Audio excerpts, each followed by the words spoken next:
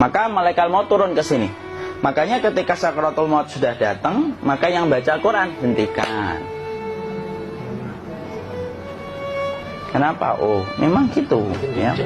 Jangan semakin kencang. Ayo Pak, insya Allah Pak, gitu. Al-Baqarah Pak, Al-Baqarah Pak. Al-Kahfi, Al-Kahfi. Enggak lah. Yang baca Quran berhenti dulu. Kemudian digantikan dengan kita mentalkin. Antum agak ke sana dikit. Masya Allah ya. Orang yang meninggalnya kooperatif ini.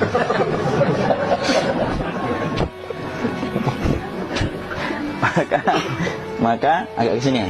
Maka disunahkan kita untuk mentalkinnya. Nanti ketika mentalkin jangan terlalu sering, jangan terlalu membebani. Jangan terlalu sering itu la ilaha illallah, la ilaha illallah. Tidak gitulah. Berat nanti dia ngerasakan. Di situ Imam Qurtubi juga menyampaikan, jangan terlalu sering karena itu memberatkan dadanya. Jadi ketika mentalkin, saya sampaikan, boleh diganti atau enggak Ustaz? Enggaklah, talkin itu ibadah. Ibadah itu tauqifiyah. Tauqifiyah itu enggak usah diganti. Karena Rasulullah mengatakan, lakinu ala mautakum la ilaha illallah. Talkin orang yang meninggal di antara kalian dengan la ilaha illallah. Enggak usah diganti Allah Ustaz yang lebih singkat, lebih pendek. Enggak usah. Subhanallah Ustaz, enggak usah. Kenapa? Karena talqin sudah ditetapkan ucapannya oleh Nabi, begitulah kita mencontohnya. Jadi tidak usah diganti. Cara mentalqin, jadi kalau keadaan sudah tenang, tolong kalau sudah sakaratul maut jangan ditinggalkan. Karena sesungguhnya pertempuran setan itu pada detik-detik kematian semacam ini. Dan betul-betul berusaha untuk menjadikan dia murtad. Nanti makanya di situ di buku nanti dibahas kan, pertempuran setan itu sampai detik-detik orang mau mati itu sudah ayo kufur, murtad aja tuh, kamu sakit kan? Nah, itu kayak gitu. Makanya jangan ditinggal. Capek gitu kok nggak meninggal gitu ya. Udah gantian mas. Dan jangan kemudian meninggalkannya. Ah mangkat dulu gitu. Enggak lah, janganlah. Terus ditampingi terus. Kalau bisa ya sudahlah, berikan waktunya kita untuk sementara waktu itu betul-betul berkhidmah kepada orang yang kita cintai terakhir kalinya. Cara kita kemudian mentalkin adalah, yaitu adalah di sebelah kanannya la ilaha illallah. Biarkan dia mencerna dulu, tidak usah buru-buru kemudian kita langsung nimpali lagi.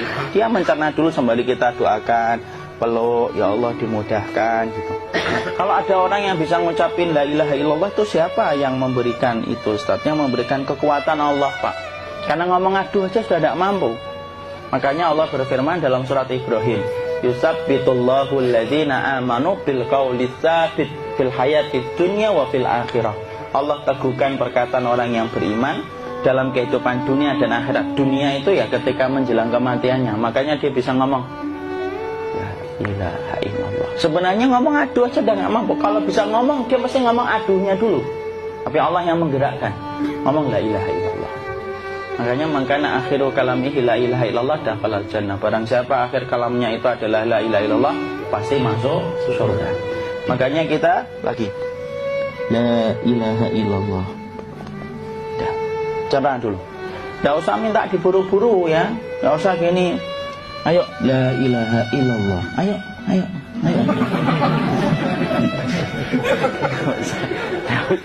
Tidak usah gitu. Ya, biarkan dia pelan-pelan gitu. Ayo tapak, ya Allah capek saya Pak. Enggak usah gitu. Ya ucapkan la ilaha illallah. Kemudian dia mencerna. Lalu kalau dia sudah mengatakan, untuk mengatakan la ilaha illallah. Ya, kalau sudah mengatakan la ilaha illallah, berarti sudah.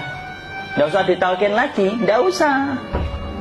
Belum meninggal juga sih. Tidak apa-apa, biarin aja. Dia di situ aja.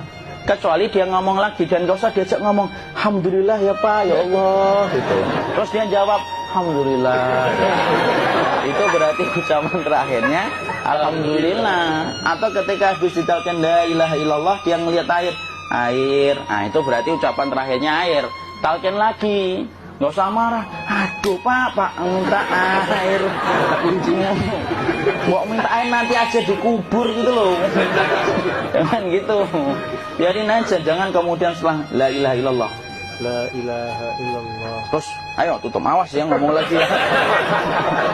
Nggak usah gitu juga. Maka kemudian setelah la ilaha illallah sudah, nggak usah diajak ngomong gitu. Terus kemudian nggak usah ada anaknya perempuan, ya Allah Pak, sudah bisa ngomong la ilaha illallah, usah gitu. Cukup dalam hati alhamdulillah gitu. Diam kita dengerin gitu. Disitulah nanti biasanya detik dia terakhir. Dia nanti ngeliat di sini Pak, prosesnya itu nanti kaki langsung sebagian jempol dingin dia. Kaki, telapak kakinya langsung kalau kita geningkan dingin kayak kaki yang kena AC langsung. Kemudian dia langsung ningkup gini, dikit dia, mulai kaku dia. Atau kalau enggak, gini dia. Langsung kayak jatuh, kayak kepala nanti yang paling terakhir. Kepala itu pasti ada gerakannya Pak, ini meninggal itu. Pasti gitu. Pasti gitu. Karena apa? Sudah tidak ada beban ruh yang menahannya. Ya, cabut ya, set pelan, maka kemudian malaikat itu. Tapi tetap sakit lah, walaupun dikatakan ringan, tetap sakit. Maka kemudian sakit gitu, ngelewatin sini, jantung kemudian sudah tidak berfungsi. Kemudian ginjal Pak, ngelewatin ginjal tidak berfungsi. Bapak bayangkan kan, kalau yang pernah sakit batu ginjal Pak, sepakat nggak kalau kita batu ginjal itu sakitnya luar biasa Pak? Itu baru titik batu kecil di ginjal. Kita bisa bayangkan tiba-tiba ginjal tidak berfungsi. Sakitnya kayak apa Pak? Tiba-tiba ginjal nggak berfungsi, pankreas naik, kemudian tek jantung. Jantung ini dia masih hidup dia, di sininya masih hidup walaupun jantungnya sudah berhenti. Naik. Kemudian mata, dia ngelewatin mata. Organ tubuh yang paling setia sama ruh itu mata. Maka kemudian mata dia ngelihat dia, ngelihat keluarnya, naik dia. Ya, dilihat ini sama dia. Makanya Rasulullah mengatakan innar ruha idza qubida tabi'ahul basar. Ruh itu kalau dicabut, mata itu ngikutin kemana perjalanan ruh itu. Makanya ada yang meninggalnya gini. Ya itu bukan tanda su'ul khatimah, itu tanda fitrahnya mata ngikutin ruh. Atau kemudian bukanya sedikit. Ada yang kayak senyum Pak, ada yang kesini keringetan, nah itu tanda husnul khatimah. Ada yang senyum. Jadi sakitnya setelah selesai itu plong gitu. Makanya kemudian ada yang tersenyum. Maka itu tanda. Kalau kita ngelihat orang yang membuka mata kayak gini, tidak usah takut. Cepat-cepat kemudian kita nanti tutup. Biasanya kalau terlalu lama, itulah yang menjadikan ini tidak bisa ditutup. Makanya harus pakai kapas akhirnya. Karena apa? Karena pas meninggal nggak langsung ditutup. Biasanya karena perawat takut, dokternya juga nggak tahu itu, dibiarin itu. Makanya ada beberapa mata yang ditutup pakai tensoplas kan? Sebenarnya kalau langsung bisa nutup dia, fitrahnya nutup mata itu. Jadi kemudian kita baca Allahumma firlahu warhamhu wa'afihi wa'fuanhu atau bismillah wassalatu wassalamu ala rasulillah, tutup. Bismillah. Tidak usah takut. Kecuali buka lagi ya, ini baru kita kabur bareng. Kalau buka lagi Pak, insya Allah Pak, ya Allah ya kita kabur bareng-bareng Pak. Diusap Pak, diusap ini. Enggak disenggol gini enggak. Begini kan, sudah meninggal dunia. Tangan boleh begini, boleh diluruskan, tidak ada ketentuannya. Boleh gini, boleh kemudian lurus. Tidak usah disalahin kalau ada yang lurus. Lu itu tangannya gimana sih? Posisikan kayak sholat. Nah, ada perintah kayak gitu. Jadi kemudian dikondisikan saja. Terus maka kemudian dipijit-pijit, akiknya dikeluarin. Kemudian jamnya dilepas, gigi palsunya dilepas kalau ada. Ya. Kemudian apa setelah itu? Coba buku.